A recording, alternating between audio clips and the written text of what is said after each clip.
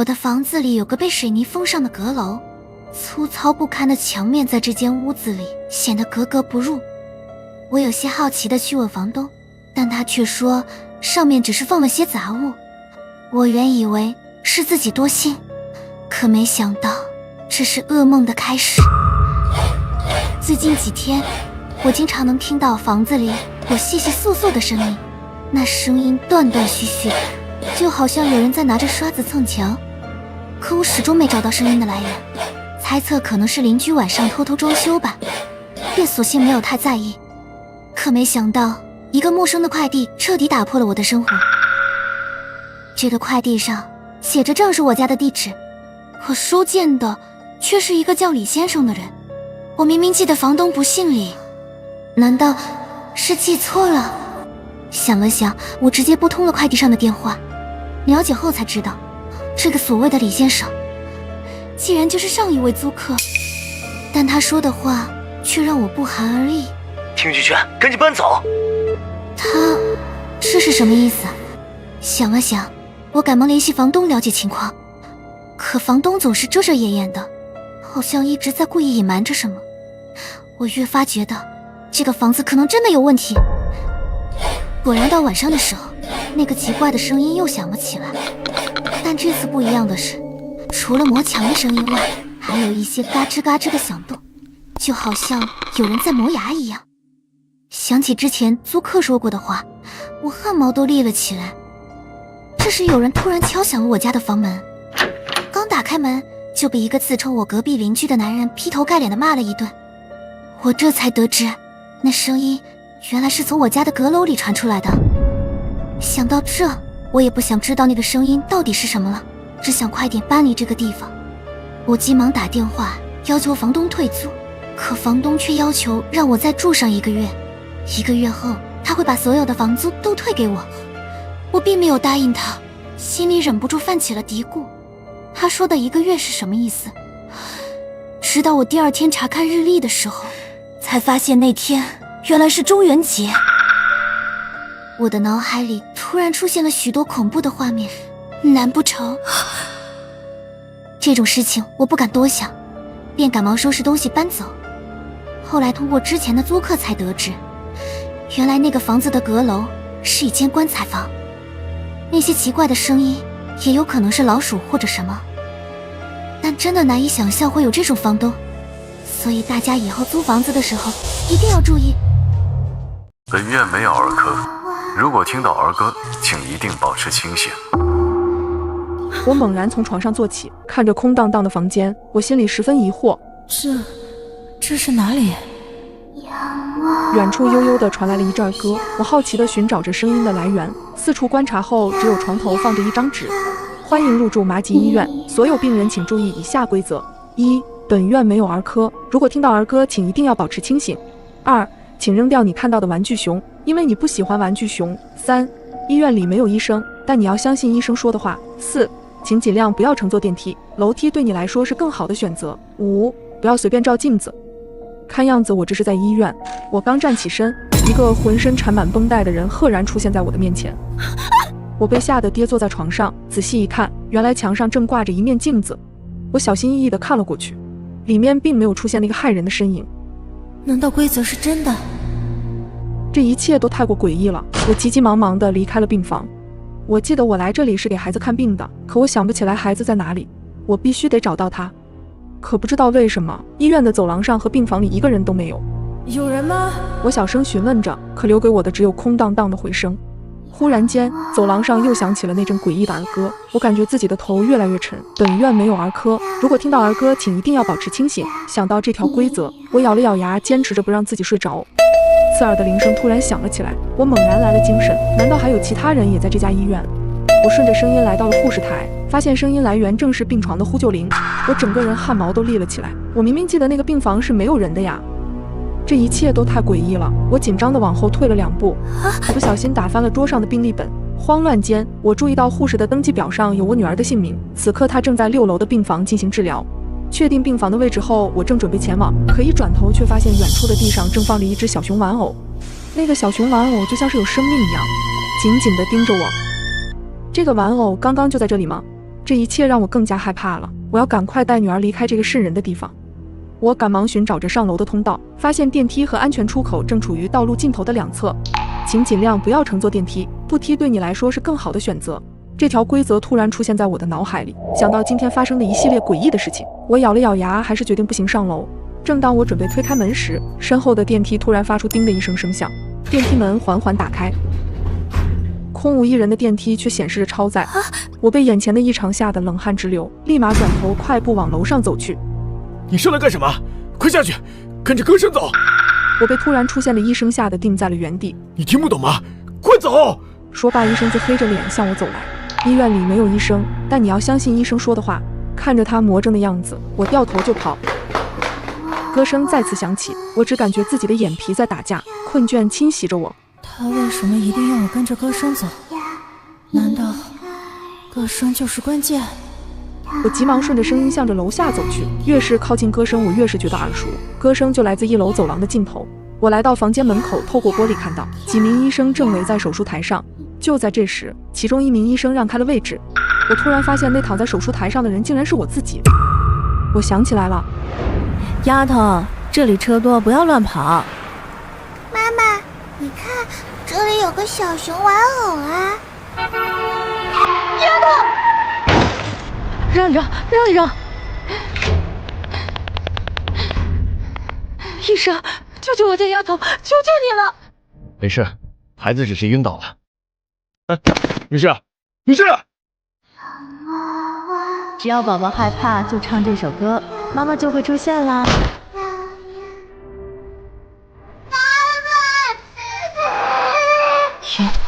没事，妈妈来了。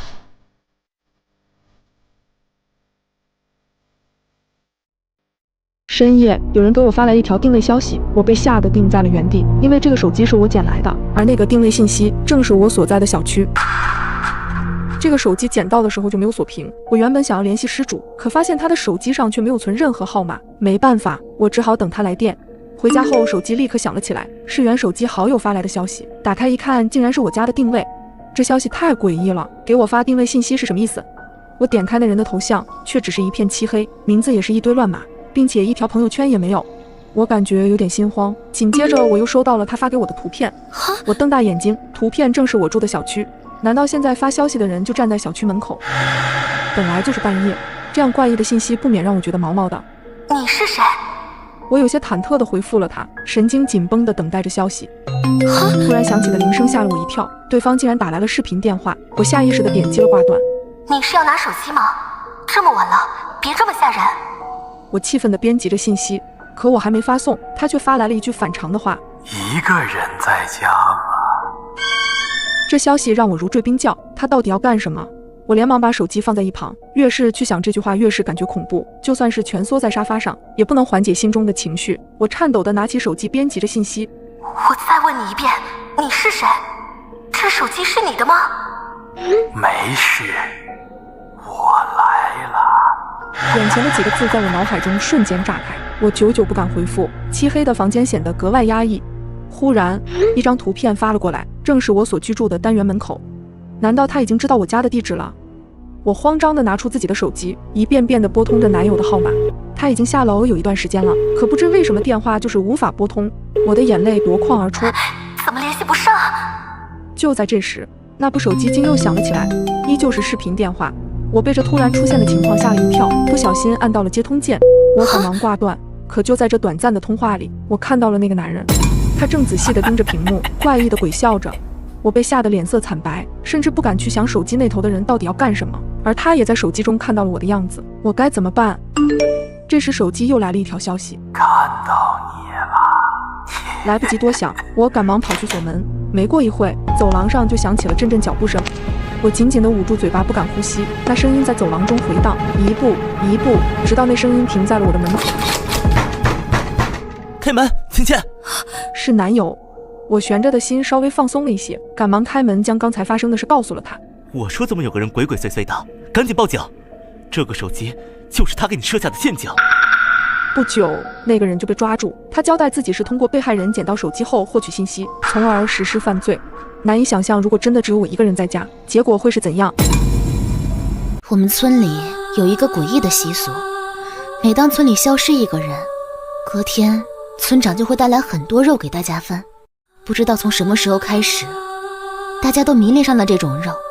我承认那些肉的味道很诱人，但是我不敢吃，因为吃过肉的人似乎像是被麻痹了神经，再也不会去吃其他食物了。这天我和往常一样出门觅食，路过村口时，一块长满苔藓的石碑却引起了我的注意。渔村规则：一，村子里绝对不会出现肉，如果出现，请一定不要吃。二，远离明亮的地方，因为那里是危险的。三，村子里经常会有人消失，请不要好奇。四，请远离吃肉的村民，他们不希望你知道真相。五，请不要随便离开村子。六，不要去祠堂，不要去祠堂。渔村规则，这是什么时候出现的石碑？我从没见过，而且村外好像确实和以前有些不一样。远处多了一道亮光，难道这就是规则里明亮的地方？我思考着规则，有些不敢外出。忽然身后传来了脚步声，我转身看去，原来是隔壁的王叔。我记得他和我一样是不吃肉的，我刚准备跟他打招呼，那道光就直直地冲向了他。一瞬间，他就毫无征兆地在我眼前消失了。我被吓得站在了原地，难道规则是真的？不好了，出事了！咱们村口有道奇怪的光，人一碰到就消失了，太可怕了！我没说谎，村口的石碑上就写着远离那道光，上面还有其他规则，那些规则没准也是真的。可他们好像并不信。我感到十分无助。也许有人会知道村门口的规则。我赶忙起身朝村长家跑去。村里就属村长的年龄最大，可他的样子实在太诡异了。他嘴巴附近有一道深深的伤口，更像是爬在脸上的蜈蚣。我尽量控制住自己颤抖的声音，讲述了一遍今天发生的事。可就在他听到规则时，我注意到他的眼神中闪过一丝阴冷，可紧接着又恢复了正常。这件事儿有必要重视起来，我准备一下，晚点你来祠堂找我。看着村长的样子，我感到十分不安。村口的规则明明写着不要去祠堂，我到底要不要相信村长？正在我纠结的时候，我看到有好多面目狰狞的村民正躲在暗处观察着我，直到被我发现后才悻悻离去。这一切都太奇怪了，但为了真相，我还是怀着忐忑的心向着祠堂走去。路上的村民也越来越多，他们的眼神狂热，仿佛我是一顿美味佳肴一般。我颤抖地站在祠堂门前，突然回想起村里凭空出现的肉。我明白了，让我来这里只是村长的谎言。我不顾一切地转身就逃。忽然我感觉脚下一空，被人绊倒在地。我吃痛地爬了起来，可没想到身后却响起了村长的声音：去把他抓回来！一瞬间，周围的村民像疯了似的扑向我，我急忙起身逃命。眼看自己逃不出去了，我突然注意到了身侧的土缸，一个翻身便爬了进去。明明就在这里，他怎么不见了？别废话，赶紧找！村长说了，最先抓住他的人可以分到更多的肉。我紧紧地捂住嘴巴，不敢发出一丝声响。好像这里没有，去远处看看。听着脚步声逐渐远去，我也松了一口气。原来你在这里呀！放开我！紧接着我就被他们抓到了祠堂，房间里挂着各式各样的道具。把他放着，剩下的人都出去吧。你为什么要抓我？是不是怕大家知道村里的规则？孩子，那个规则就是我写的，可规则并不能让大家填饱肚子。填饱肚子？我愣在了原地。虽然以前很苦，大家都吃不饱，可从来不会像现在这样相互猜忌，更不会为了吃肉而牺牲同伴。所以，你现在是要把我变成肉吗？来给大家填饱肚子？记得我年轻的时候，就有这种肉，但凡吃过肉的人，就再也没回来过。我甚至在石碑上刻下规则来警示大家，直到我的妻子也消失在我的面前，我才下定决心吃下了肉。可我不仅没有找回我的妻子，甚至还留下了这道疤。但从那天起，我就知道定期献祭1-2个人，村子里就能有吃不完的肉。我只恨自己知道的晚，让那些村民白白消失了，却没给村子留下什么。所以你也尝尝吧。我不吃。哎呀，钓鱼果然要多撒点饵料。你撒了那么多，就钓了这么一条小鱼，不浪费吗？其实一点都不浪费。我躲在被窝里不停地发抖。如果当时我没有回复那个字条，或许就不会发生这种事了。起初我的门上只有一张纸条：你好，可以和你交个朋友吗？是可爱的水彩笔字迹，而且纸条的位置很低，一看就是个子不高的小朋友画的。我不忍心泼灭一个小朋友的热情，便在纸条上写了一个好呀。可第二天，我在扔垃圾的时候发现门上又多了一个新的纸条：我好喜欢你的味道，可以让我闻闻吗？这句话简直让我反感至极，就像吃到一口烂苹果一样的恶心。这显然不会是小朋友能说出来的话。我环顾了下走廊，可并没有看到任何人，就想着先问问邻居。我这一层一共有3户，502压根就没住人，只有503住着孙大娘。想了想，我敲了敲孙大娘的房门，准备询问她有关纸条的事情。纸条？还有人跟你交朋友？就看看你门口的垃圾，放臭了都不知道扔，邋遢死了！挤开挤开，别敲我家门！看孙大娘的样子，她确实不知道，但她说话也太难听了。不是就不是呗，扔垃圾碍着你了。我生气的一把扯下纸条，回家后我就把它撕了个粉碎。可隔天下班回家时，我发现门上又被贴上了纸条，这次的位置比之前高了不少，甚至挡住了门上的猫眼。你怎么没回复我，还把纸条撕碎了？我看着门上的话，一股寒意袭上心头。他是怎么知道的？纸条明明是我回家后才撕碎的。我赶忙跑进了屋，给保安室打去了电话。喂，你好，我是咱们小区的业主，我家门上总是有莫名其妙的纸条，您快过来看看。好。保安答应得非常爽快，我瞬间松了口气，可总觉得似乎遗漏了什么，心里隐隐有些不安。没过一会儿，保安就到了，我立马打开房门，保安急急忙忙地询问着我具体的情况。可说着说着，我突然意识到刚刚被我遗漏的事。我明明没有在电话里告诉保安具体的门牌号，他是怎么知道的？我警惕地盯着保安，他依旧在分析着。小姑娘，你大概率是让人盯上了，这个人很了解你的生活作息啊。我小心翼翼地握紧了门把手。前2天巡逻的时候，我就看到了这个纸条，当时我还纳闷。他依旧在滔滔不绝地分析着，可听着他的话，我感觉更加的害怕。保安巡逻怎么会在楼道里？这是一个中年男人带着孩子上了楼，路过我们这层时，保安热情地与他打着招呼：老吴，接女儿放学呀？男人憨厚地点了点头。这么小就学这么多，孩子多累呀。不是文化课，学点美术特长。我趁着他们转头说话的功夫，赶紧关上了房门。开门呀！门口的保安敲了敲门，见我始终不开门，这才离开了。听见外面确实没了动静，我直接给物业打去电话，说明了自己的情况，并提到了刚才的保安。物业表示，因为小区住的多数都是独居老人，所以保安会定期在楼道里巡逻。不知道为什么，听了物业的解释，我还是感觉一阵心慌。挂断电话后，我就收到了出差的消息。想了想，出差几天也好，没准不理他，他也就不会再贴纸条了。可没想到，等我回来时，瞬间愣怔在原地。你去哪了？怎么回消息？你什么时候回来？我给你准备了一个惊喜。我望着门上贴满的纸条，感觉不寒而栗。随后我赶忙跑到物业说明了这件事，在我的要求下查看了那一层的监控，可由于是公共监控，只能看到楼梯，没办法直接拍到我家门口。但我还是仔细地看了这几天的监控录像，除了经常出门买菜的孙大妈，经常接孩子放学的老吴，出现过1次2次的快递小哥，另外一个出现最频繁的就是保安。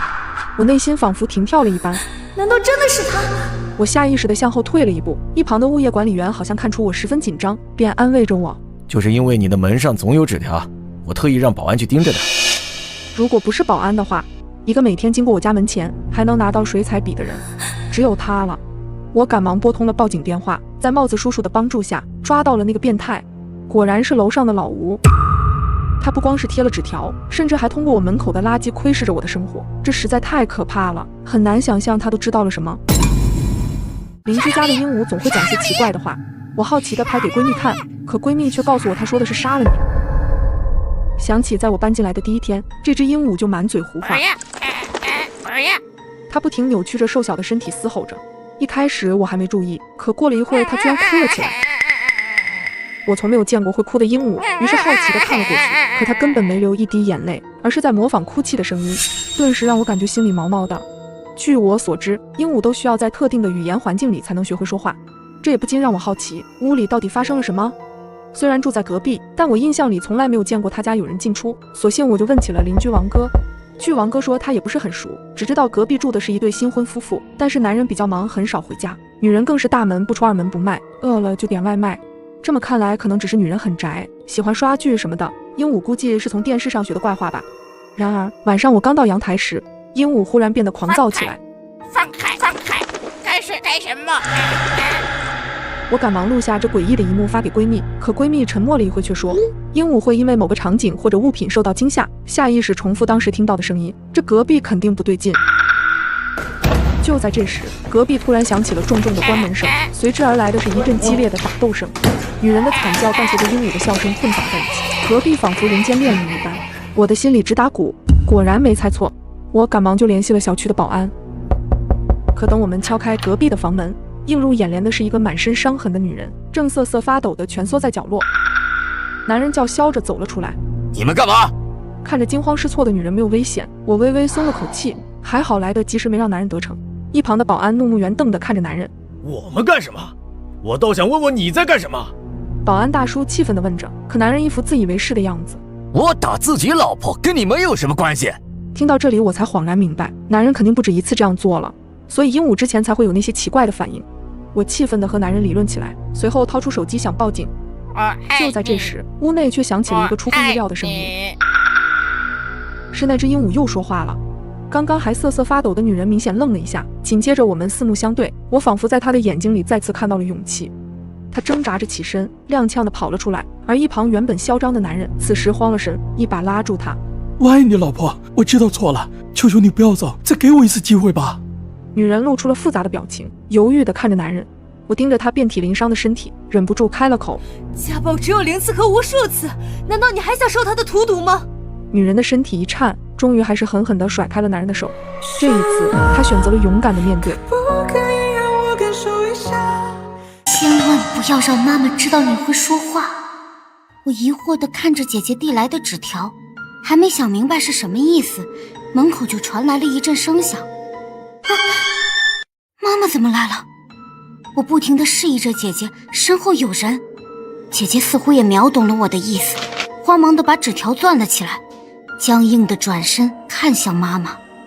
我注意到妈妈的脸上好像闪过一丝阴冷，她是不是看到了什么？芊芊，快吃完赶紧睡觉。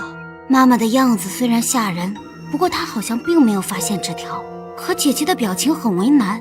我知道妈妈又要逼着她吃药了。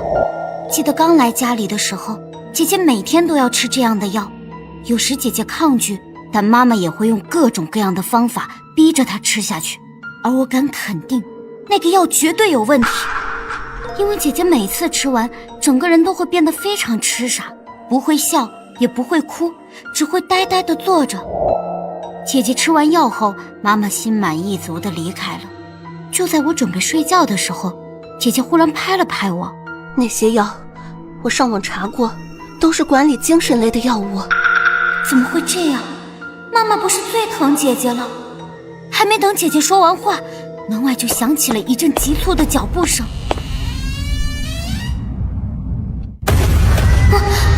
妈妈又来了，她是在监视我们吗？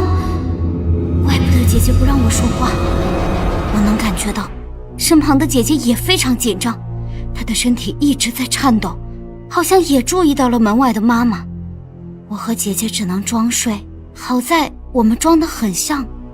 妈妈看了一会儿后就离开了。我松了口气，幸好姐姐反应快，不然我都不敢想象会发生什么。我转头看向姐姐，却发现她竟然被吓哭了。她委屈地看着我。其实我今天根本就没吃药，以后也不会吃了。姐姐轻咳了2声，吐出了药丸。她用那张纸条包好，塞进了我的口袋。可不知道为什么，姐姐猛地停下手中的动作，眼里充满恐惧。一个影子突然从她的身后靠了过来。芊芊，妈妈怎么还在这里？她是不是全都知道了？所以我会怎么样？看着她那阴森的面容，姐姐被吓得说不出话，完全忘记了妈妈在叫她，甚至就连她在坐到床上的时候，姐姐还在不停地颤抖。她看姐姐没有说话，一把将口袋里的药丸拿了出来，紧紧地盯着纸条，随后抬起了手。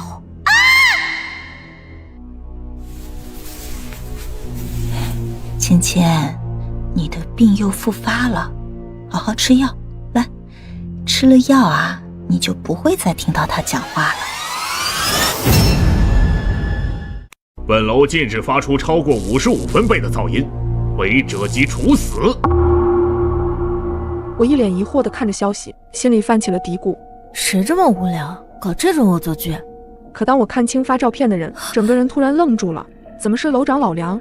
老梁50多岁，一副老干部的形象，从来不爱开玩笑。难道他的手机被盗了？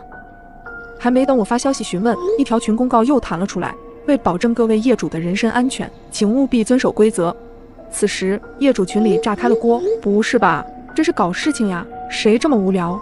这种无脑的消息你们也信？一看就是假的。有的人就喜欢兴风作浪，无中生有，就是吃饱了撑的没事干。我自己出钱买的房，别人管不着，又搞了新花招来整我们，也太小儿科了吧？嫌吵就搬出去住，整天想这些花花肠子，就是闲的。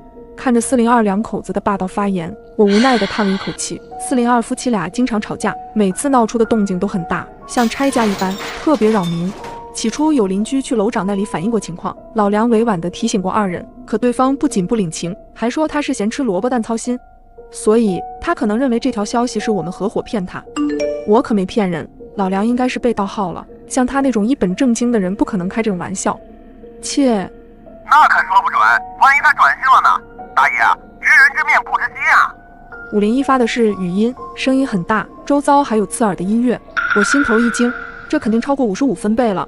我住在501楼下，出于好心，我私信提醒他小点声。501秒回了一个无语的表情，以示不屑。可下一秒，501撕心裂肺的歌声响起，我心头一颤，莫名的紧张。1分钟、2分钟、3分钟过去了。楼上的歌声一直在持续，看来真是恶作剧。与此同时，402的争吵和摔大声也钻进我的耳朵，这才是常态吗？我暗暗想着，此时的嘈杂声不如以往刺耳，反而让我有种说不出来的感觉。我悬着的心刚想放下来，可就在下一秒，一声尖叫传来，嘈杂的声音戛然而止。我吓得打了一个寒战，整栋楼瞬间变得一片寂静，仿佛只剩下我一个人。有人听到声音了吗？我手抖地在群里发了消息询问，然而却没有任何人回复我。我胆子向来比较大，但此刻我也根本不敢发出任何声响。可又过了一会儿，外面依旧没有任何响动，群里也寂静无声。犹豫半晌，我作死般的悄悄打开房门看去，楼道里也是一片寂静，时明时暗的灯泡让原本非常熟悉的楼道变得非常诡异，真的一点声音都没有。我吓得立马缩回了头，但也不忘了轻轻将门关上。手机提示音再次响起，是楼长在群里发了一张照片，嫣红的血浸染了破碎的窗户。402和501违反规则，已处理完毕。我的身体像结了冰，脑袋一片空白。又一条消息将我无情地拉回现实。刺激吗？下一个就轮到你。我悚然一惊，浑身汗毛炸起。我明明没有发出声响，那他为什么来找我？下一秒，门外响起敲门声，我的心一沉，毛骨悚然地看向猫眼，正是楼长一脸鬼笑地提着一把刀。冷汗湿透了我的衣裳，我死死捂住嘴巴，顺手捏住了身侧的凳子，做好了最坏的打算。不知过了多久，敲门声终于停了下来。我仔细听了好一会，门外确实一点声音都没有。难道他走了？又等待了片刻，就在我以为自己安全了的时候，手机又收到了消息，屏幕上出现了2个字：回头。我后背已经瞬间湿透。这是4楼，人要进来只能走门，他肯定在吓唬我。我眼角的余光瞥见窗户，上面似乎有什么东西。我机械地转过头，一张惨白的脸正悄无声息地贴在玻璃上看着我。我两眼一黑，晕了过去。小冉，小冉，再次睁开眼睛，老公一脸担忧地看着我。回想起刚才一直重复的噩梦，现实的老梁家就是住在502，家里还有一位老母亲。她是个很好说话的人，对业主几乎有求必应。然而她的善良却成了伤害自己的利器。老梁的妈妈有很严重的心脏病，怕响动更怕刺激。老梁多次交涉未果，直到3个月后，老梁的妈妈病情加重，老梁再次和他们交涉，换来的却是变本加厉。402和501一如既往的嘈杂，甚至是为了报复，比以往更大声。妈妈离世后，老梁一直走不出来，觉得402和501是间接的杀人凶手，于是对他们痛下杀手。而我意外地目睹了作案过程，老梁因为犯罪被抓了，可这场噩梦般的场景一直在我的梦中挥散不去。我想不清楚为什么那些曾经因为发出噪音会在群里道歉的邻居，现在却变得如此的蛮横自我。当初如果大家多互相谅解，是不是就不会产生这样的不幸了？